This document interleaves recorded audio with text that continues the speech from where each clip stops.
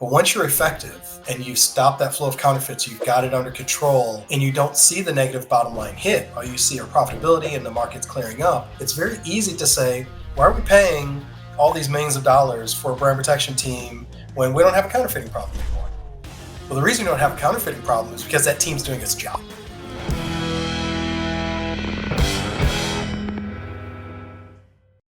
Well, Jay, thank you so much for joining us today. We're thrilled to have the opportunity to get to know you and meet you. So thank you for joining us today. Yeah, thanks for the opportunity. I'm really excited to be here. All right, before we get into the story of Jay Kennedy, I thought maybe I'd ask you this question. On a hot summer day in Washington, D.C., are you more of like go to a snow cone type of guy or an ice cream type of guy? I am definitely an ice cream kind of guy, even though you've got to chase it with a bottle of water because it dehydrates you. But I am totally an ice cream kind of guy. Yeah, is there like a flavor that we need to know about? Like what's the go-to flavor? My ultimate go-to flavors are either black raspberry chip, which is a flavor unique to Grater's ice cream out of Cincinnati, or Moose Tracks. Yeah, I'm a Moose Tracks guy. I like that as well. Yes. One of the things I think is interesting sometimes in life and in business, there's a story that happens, and sometimes when you're with friends or having a glass of wine or a beer and you talking about work, there's this story that always sort of pops up in your head as one of these funny or crazy experiences you had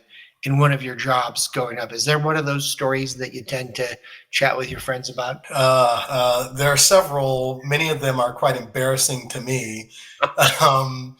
But one of the ones that I tend to tell frequently because I think it was a great introduction to like teamwork and getting the team together. In a former life, I used to work for a division of international paper. And we did this like year long, so 4 times a year we got together for a sales academy. And so the first time we got together was a week long. We ate out for dinner every night as a group. And we go out to dinner the first night, and my counterpart, she says to the waiter or hostess or whoever, says, hey, it's his birthday, pointing to me. It's his birthday today. Like, can you guys come out and like sing him happy birthday and do the birthday thing? So I'm like, ha ha ha, funny. Every single night that we went out that entire first week, and then every time we went out for the rest of Sales Academy, it was magically my birthday. And after the third time, you're like, all right, I know it's coming. Let's just get it over with. Toward the end, I started thinking, can we like pick restaurants where I know the desserts are good, so at least I come out winning in this totally? Right? I still laugh about that to this day. So that's a good one. That's a good safe prank. Cool. That's of all the pranks out there, at least that one's a safe one. Except that when it really is your birthday, no one's going to take you to dinner. Exactly. Nobody remembers then. Exactly. Jay, maybe to start this interview process, what did you want to be when you grew up? Or maybe I could even phrase that. What do you want to be when you grow up, right? Yeah. I mean, 2 totally separate questions. Yes. When I finally grow up, I think I want to be a beach bum. And just live on the ocean, build myself a shack, and find some way to subsidize all the fruity drinks that I would love to have while I enjoy the ocean. Don't know if that will ever happen, but that's what I want to be when I grow up. Got it. When I was a kid, what I wanted to be, I had 2 goals. I wanted to be a lawyer, and I wanted to serve in the military. And none of those 2 things happened. I was medically disqualified from serving, and I decided there was no way in hell I was ever going to be a lawyer because lawyering was not for me.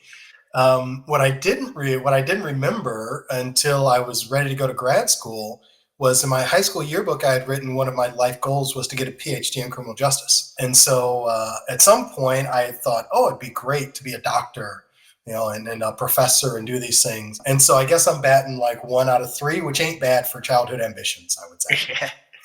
But you, that wasn't really in your head that you wanted. I mean, you sort of forgot that you wrote down, I wanted a PhD in criminal justice. Completely forgot it. And it was, one of those things where I was like, probably a kid like, ooh, that'd be cool, or that sounds cool. And you just write it down.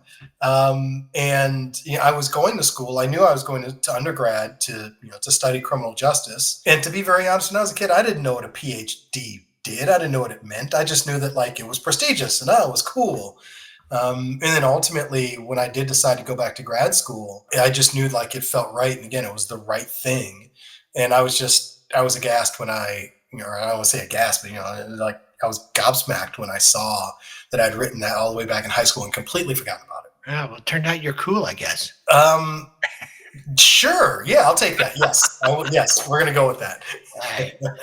And sort of following up on that, tell us how this sort of helped you in your journey, in terms of like as you pick that field to study and you think about your first job, how did this sort of blend itself together? Short answer is it didn't. um, there are a lot of twists and turns. So the PhD in criminal justice got me to where I am right now, because I studied crimes committed against business. Right. I started out studying business ethics, moved down to employee theft. I got an MBA while I was in grad school as well, and then the opportunity at Michigan State opened up to join the ACAP Center. And that was the first time I had like legitimate exposure to product counterfeiting. And so I learned it as a professor. The foundational things, if I can draw back to like when I was a kid, the things I wanted, I always had a strong sense for justice, which I think is what drew me to wanting to be a lawyer. I always had a strong passion to serve, hence the military. And I've always had an affinity for business as an entity, right? So this thing that provides sustainability, the lifeblood of a community, employs people. My dad had 30 plus some years with a corporation, right? So I grew up kind of seeing that as a foundation of a family, and then really quickly understood, because I studied, white collar crime was a big area of mine in undergrad, that corporations can both commit crimes and be victims of crime.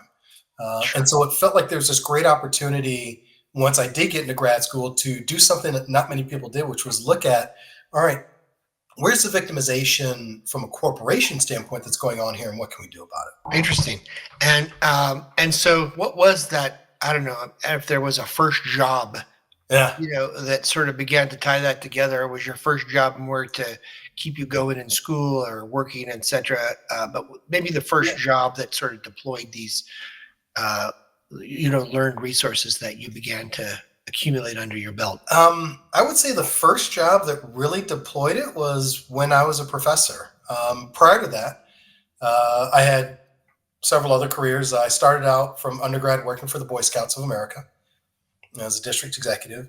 Then I went into sales in the automotive industry, and then I went into sales and packaging with International Paper. I guess I can draw back to that first one with the Boy Scouts because you see a lot of the good and bad in organizations, nonprofit and for-profit, when you're working inside. And I saw at least what looked like the shadow or the image of corporate crime, illicit behavior in a number of the organizations for which I worked. But also, I think I really got good exposure into the corporate mission beyond just profit, right? What is the organization there to do? And even if you're not a profit generating center, what do we need to do to protect that profit so that the business can survive and do good work? And so prior to going to grad school, I guess if I look back on my undergraduate education, I really looked at how and felt that looking and applying the criminological theories that I learned to understand the behaviors that I was seeing or that I thought I was seeing. Because it was this very real opportunity to connect the ivory tower academic stuff to the real world stuff that happens on the ground. Interesting. I was thinking when you were mentioning your first job with the Boy Scouts that it also may have satisfied that service piece, right? Obviously, because it's a good organization. And then when you think about today, working at Phillip Morris International, like how you connected all those things to add value to where a company like that was, eager to have a guy like yourself. Yeah, that's a great question. I really got set up well in my prior roles with MSU and Amazon. But I think if we draw back to this idea of service and justice and doing what's right, it was easy to get on board with a company that has the right mission in mind. And when I left Amazon, I really needed to take a step back and say, what is it that I want to do? Because I know I can do a lot of things, but what's going to give me meaning in life? And so I think I've found a place where I see good purpose and meaning to what I'm doing, and I can see the tangible results play out in the company in supporting the company's mission toward what we call a smoke-free future. So there's a direct connection between the work that I do and a mission that I buy into for that company. That's awesome. Maybe To help those listening to us today and who may not be familiar with PMI or Philip Morris International, can you just give what is it you do there, where you're located, and then this global structure? How big is the company? Sure. Yeah. Yeah. So let's start with kind of Philip Morris and then move down from there if we can. So, Philip Morris International, for those that don't know, is we are a leading international tobacco company whose product portfolio consists primarily of cigarettes and smoke-free products. And we're actively working to evolve those products to deliver on, as I mentioned before, what we call a smoke-free future. So a future without combusted cigarettes. And this may seem weird for a lot of people, a legacy tobacco company getting out of combusted cigarettes, but we know the harms of it and we're looking to move, we're actively moving away from that. Philip Morris International did not exist until 2008 when we spun away from Philip Morris USA, or what's now called Altria. We are two totally separate companies, even though the names may confuse some people, but we are totally separate. Up until a few years ago, we didn't have a product in the US, but our corporate headquarters are located in Stamford, Connecticut. We are still a US based company, and we operate in about 100 markets around the globe across North America, South America, Europe and the UK, Africa, and Asia. My role is US focused. My job is to ensure that from an illicit trade prevention perspective, so stopping counterfeits, diverted products, things like that, we have the right policy and engagement footprint. So do we have the right relationships with industry stakeholders? Are we building good relationships with law enforcement, prosecutors, the federal government to ensure that we can turn over leads for bad actors and get them prosecuted? And then what are we doing from a regulatory perspective to advance good legislation that helps to protect consumers from bad products every day? And then working with our partners to ensure that the industry is safe and that we can continue to have the leeway to provide those safe alternatives to consumers. I think you're right. I mean, I think if you'd asked me a minute ago what I thought Philip Morris was, I think I would have gone to the old tobacco company in the U.S. So Yeah. very helpful. And then if you had to just summarize, Philip Morris International in one sentence, how would that be? I've only been here 8.5 months, but I have gotten good experience. And I think the best way I would summarize it is PMI is a visionary company that is relentlessly focused on delivering safer alternatives to smokers and achieving, again, that goal of a smoke-free future. And I say that, right, it sounds like a talk track, but it is built into who we are and what we do. And getting away from the combusted cigarette and doing something that we know we've proven the science has shown is safer. And what do you see when you think about the challenges of your job or the difficult tasks of your job, like as head of policy and engagement? Like, what do you see as the biggest hurdles there? Yeah, the biggest challenges are building bridges or relationships with companies, entities, law enforcement, whoever that do not like tobacco companies. And there are a lot of them out there. There are a lot of anti-tobacco organizations out there. There are a lot of people who, obviously are concerned about smoking, and smoking rates are declining, but still. And they see our efforts as, in some cases, disingenuous. We've gotten really good reception, and people that are in the brand protection space know that we are in the right place, but there are a number of other entities that still question the work that we're doing. And so convincing them that we are genuine in this fight is a challenge. Not that I'm leading your campaign for senator, but I think in terms of finding a person who is the king of relationship building, they certainly found a guy who, from a skill set and from a personality and a presence, someone who has presence in the room, they got the right guy for that particular job. That's for sure. I appreciate it. But I could be on your campaign when you run for senator. Yeah, yes. So whenever that happens at some point. But to be honest, Daniel, it's in this space, I'll say it's relatively easy because for the most part, the people that are in the space, and you know this because you've been in the space for a while as well, like you are an established name. You've testified right before, you've been in these rooms, you know the key players. There are really good people that are active and engaged and really care about this issue. And so it's easy in that sense to build relationships with like-minded people. Thank you. Yeah. And no, I think you're right. Maybe for myself and for those listening today, what's the current state of illicit trade for cigarettes, tobacco, et cetera, in these products? What does that look like? Yeah. So great question. In general, we face a lot of the same issues as everyone else. The diversion of products, Particularly for cigarettes, we have an issue with overlaps with other forms of crime like bribery, corruption in developing world nations because it's an easily moved product. I And was there going are, to ask you, is there like cartels and things like that driving this space? in some cases, yes, there Yeah. are. It's a big moneymaker. In the US, since we don't sell cigarettes, most of my focus is, or pretty much all of my focus is on nicotine pouches, but we see the same thing. But I will point to a recent study that will be, I think, a good litmus test of what's happening around the globe. KPMG does an annual study on the illicit cigarette trade and illicit cigarette consumption in Europe. And the results of that study just came out recently, and they found that approximately 9.2% of the entire market for cigarettes in Europe is illicit. So counterfeit or diverted products. And if we use that across the globe, right, we're talking almost 10% of all the combusted cigarettes are illicit or counterfeit. In the US, when we look at FDA approval, currently Zyn is our product. Zyn is the only FDA approved product.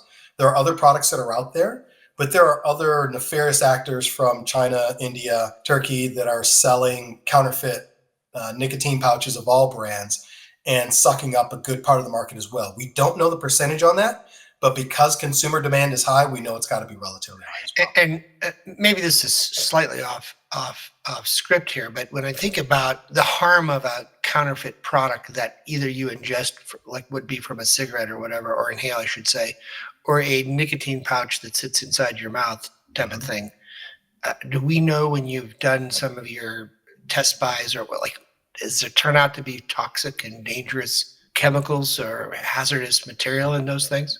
Yeah, great question. So, luckily, on everything that we have found to be counterfeit and have tested, we have not found anything toxic in them to date. Right. So, it's mostly just nicotine salts, flavorings, some other additives that are food grade generally, just not in our legitimate product. We haven't seen that yet. Fingers crossed we won't. Right. Yeah, that is a good sign. That's a very good sign. Although for cigarettes around the Surprising. globe, yeah. Yeah. Yeah. For cigarettes around the globe, historically, we have seen that. And this isn't specific to Philip Morris, just in general, cigarettes, and even from some of the work that I've done before, animal feces, sawdust, metal shavings, heavy metals that shouldn't be in there, formaldehyde, things like that, have been found in counterfeit cigarettes. Yeah, it's bad stuff. Yeah. Really bad stuff. And how do you think today with technology, when we think about different technologies that are out there, not only in the supply chain space in terms of protecting your product from manufacturer to delivery, but even in the detection or process of finding this illicit trade, how has the technology helped or not helped in this space? I mean, the technology has been incredibly helpful, right? And I think it's going to continue to be incredibly helpful. I think the issue is technology is beneficial for legitimate companies and for the counterfeiters and the bad actors. So, for example, technology really helps us to track products in shipment and ensure that that supply chain is secure. We can ingest information from third parties, customs agencies, logistics intermediaries, our distribution partners. We can understand where product is flowing. We can also look to potentially get a bit predictive, right? If we've got a partner out there that's seeing something funny going on with the data that doesn't align with what we should be seeing, we know there might be something going on there. And so technology is going to help us all get better together. But from a PMI perspective, I think it's going to help us move further up the supply chain so we can identify and potentially stop issues before they get on shore, before they get to consumers. But for the bad actors as well, it's helping them get more sneaky and nefarious. It puts another level of challenges out there, right? When brands begin to use technology to protect the supply chain, I think to your point, that nefarious bad actors, they have to sort of think about how do they, sort of intercept and still do what they're doing and deploy some additional technologies, whether it's copying or et cetera. So it's an interesting space. When you think about your background in the world of brand protection and in your new world of sort of this illicit trade, what sort of things do you foresee in the future as some of the goods and bads as we think about trends that might be happening in your world? Yeah, so I think there are three key ones that are trends that we're seeing. They could be good or bad, depending upon kind of how they're used. One of them is technology. If we look at AI, right, can really be good in terms of predicting, again, where there might be gaps, but also the bad actors can use it to obfuscate and get around things. That I think is tied to the second one of e-commerce. E-commerce is a great tool. It allows us so many more options. It globally connects people within this environment, but it's made it a bit too easy for us to trust. And I'll put those in air quotes, trust Sure.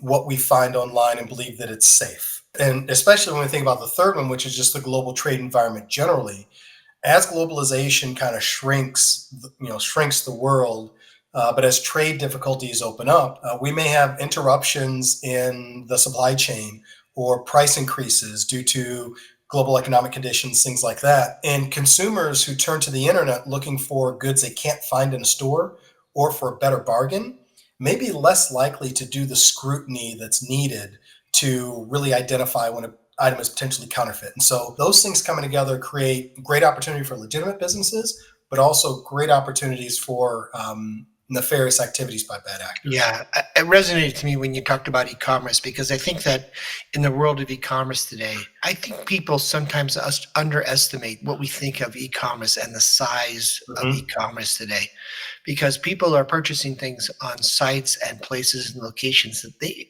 in some cases, may knowingly be there, and in some cases unknowingly because of an ad that popped up in their social media or in their Google search or their Bing search or whatever, and they clicked on it because it was something of interest that they were looking for, and they have no idea actually where, I say no idea, but limited idea as to where they're buying it from and Yeah. where it's coming from. And so I think today e-commerce, is really undersized in a lot of people's minds, because I think if you think about how big e-commerce is, sometimes I use this phrase that I think somewhere between 2 and 4 billion items will be newly listed tomorrow that aren't listed today. It's enormous, right? And that by itself is sort of mind blowing, right? It is. Yeah. And, as a consumer, if you've got to wade through all those, even Yeah. if you've got to, look, if I've got to wade through 30 potential listings for a new keyboard that I want to buy, at what point do I get fatigued and just say, screw it, I'm going with this one? And it may say a brand name on it,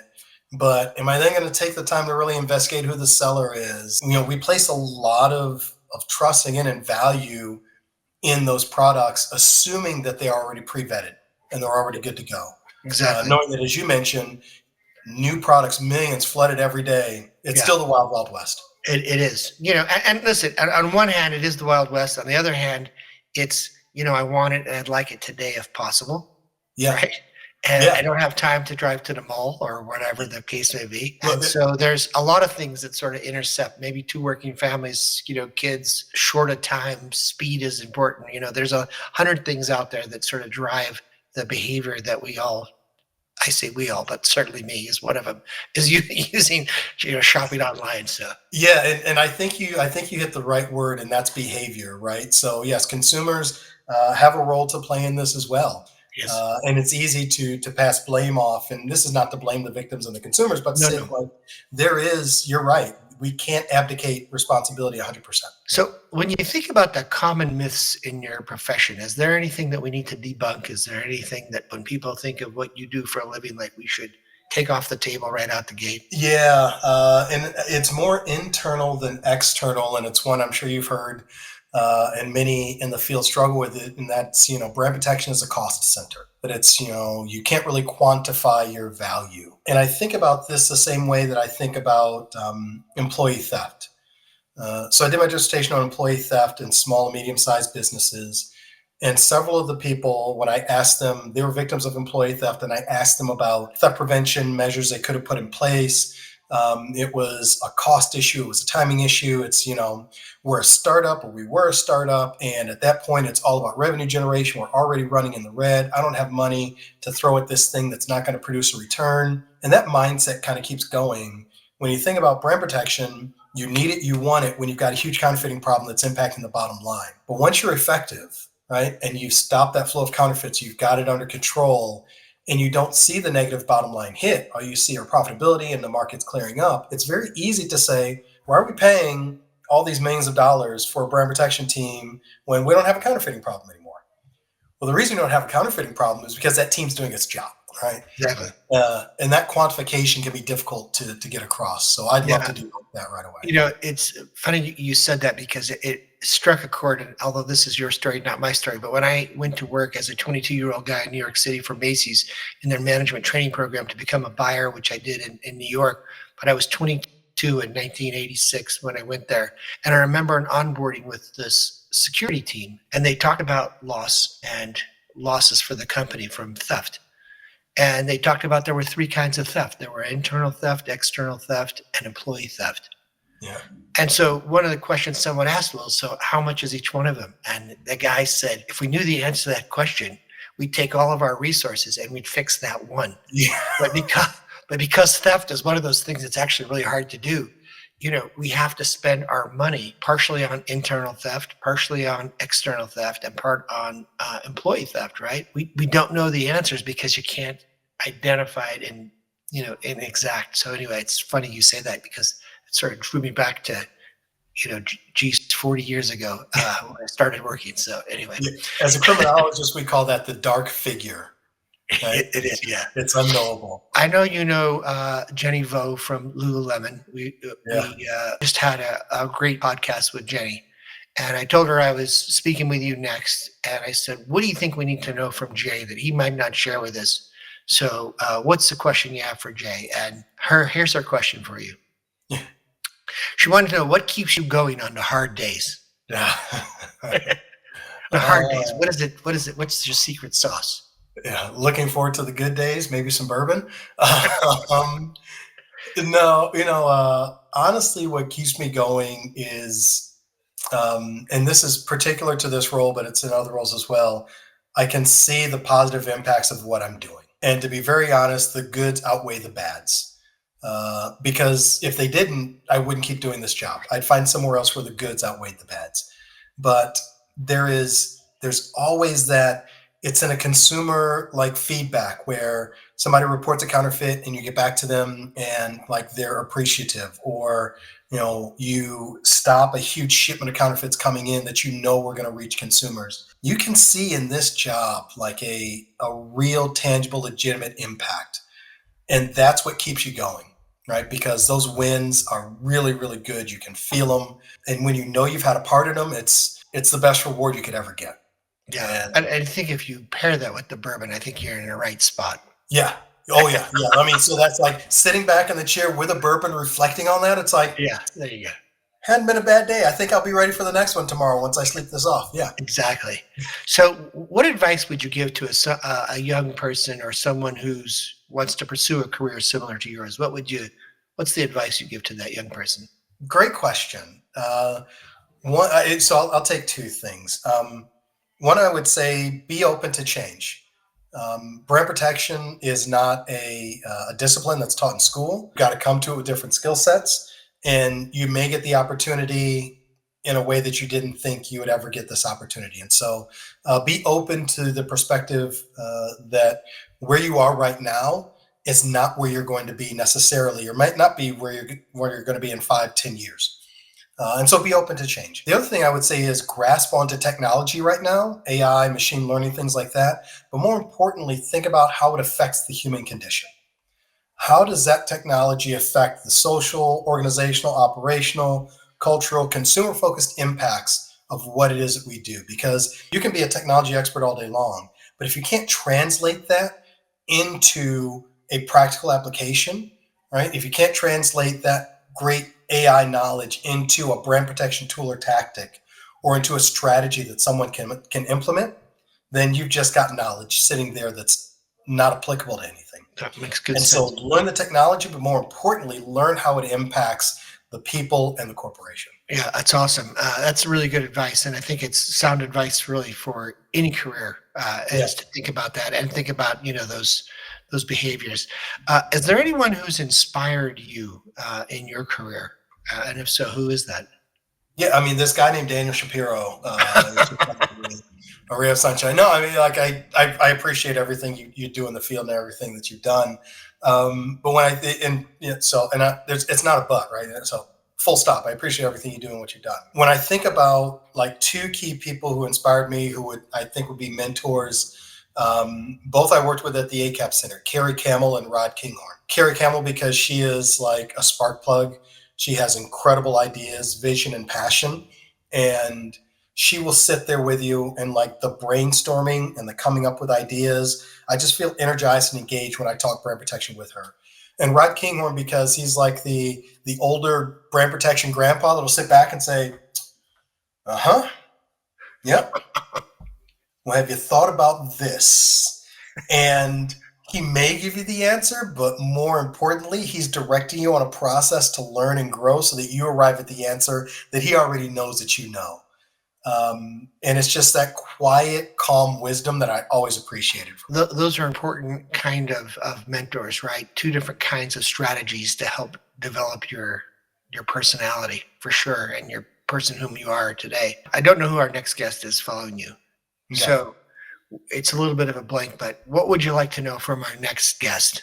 And then we'll figure out the name, but what would be something that would be interesting to learn about our next guest? I would love to know how you would describe the importance of brand protection to a friend at a dinner party. That's a great question. How do you do that, by the way? I don't know, which is why I'm asking, to be very honest, right? All right, we'll get the answer for that one, and we'll be sure to sing it in, bring it in. So, Jay, we're ready to sort of wrap up in our 4 questions in 15 seconds. So let me know if you're ready for the speed round. I am ready. Favorite music band or singer? Ghost. Nice. Favorite book? Starship Troopers by Robert Heinlein. If you could eat only one food for the rest of your life, what would it be? Pineapple. And what's your go-to resource to keep yourself up to date in the world of brand protection? People, specifically like John Zachariah, Jennifer Hanks, David Pounds, and Brittany Shaw are just incredible resources. It's awesome. Well, thank you for your time today, Jay. You've been spectacular. I enjoyed the conversation, and thank you for joining us. Awesome. I really appreciate it, Daniel. And yeah, it's been a great conversation.